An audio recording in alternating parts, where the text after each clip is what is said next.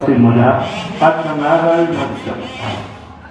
Matapos na ako'y makapagsuri ng buong ingat tungkol sa lahat ng bagay na ito, buhat pa sa pasimula, minabuti ko pong sumulat ng isang maayos na sakaysay para sa inyo, upang lubusan ninyong matiyak ang katotohanan ng mga bagay na itinuro sa inyo.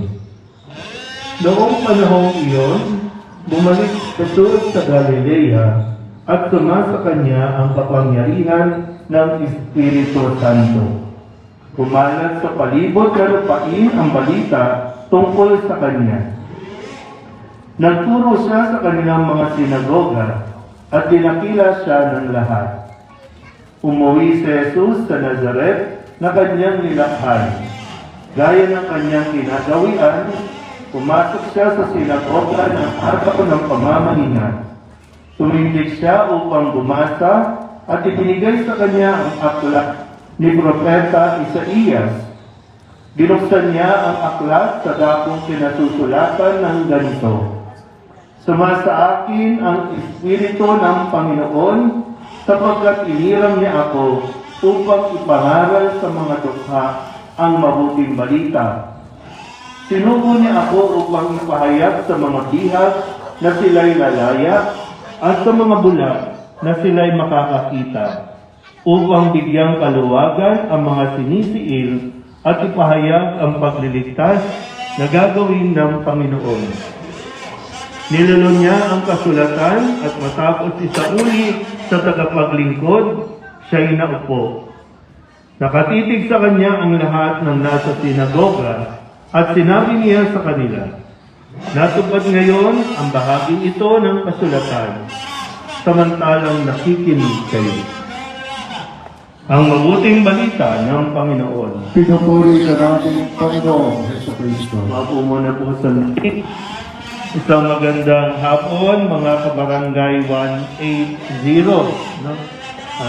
Para lamang po sa kalaman ng lahat, magdadalawang buwan na po ako dito sa ating parokya. Dumating po ako noong November 4.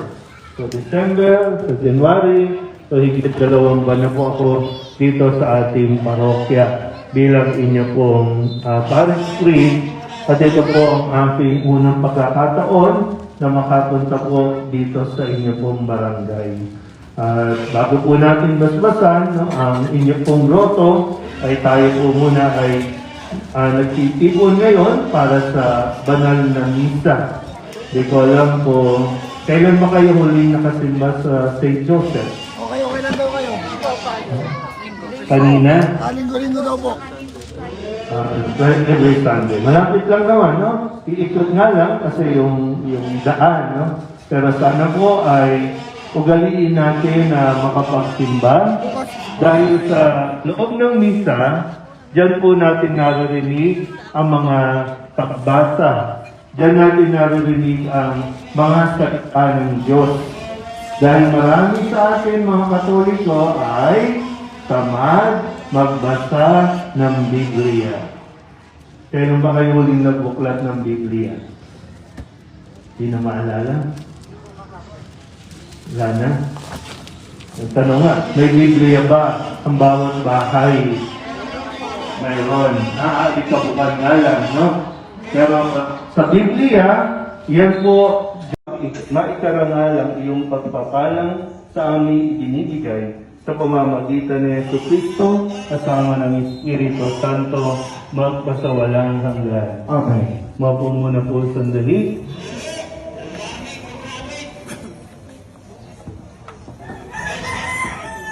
Gusto ko lang pong kunin yung pagkakataon.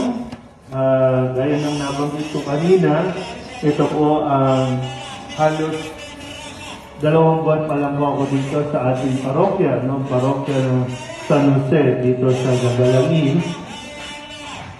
Ito ang aking unang pagkakataon na makadalaw po dito sa inyong barangay. At sana po ay makatulong po ang parokya sa inyo po, no? Dito sa barangay nito. Kung meron po mga may sakit, no, na naririto o mga kapitbahay ninyo, i-schedule nyo na lang po sa opisina kung kailan sila madadalaw para mapahira ng banal na langis, mapakomunyon, at mapakumpisal po natin. Huwag niyo pong hintayin na kung kailan naghihingalo, doon kayo tatawag ng pare. Ha? Hindi po kasi ganun yung dapat no, na natututunan natin. Ha? Basta may sakit, lalo na kung medyo hindi na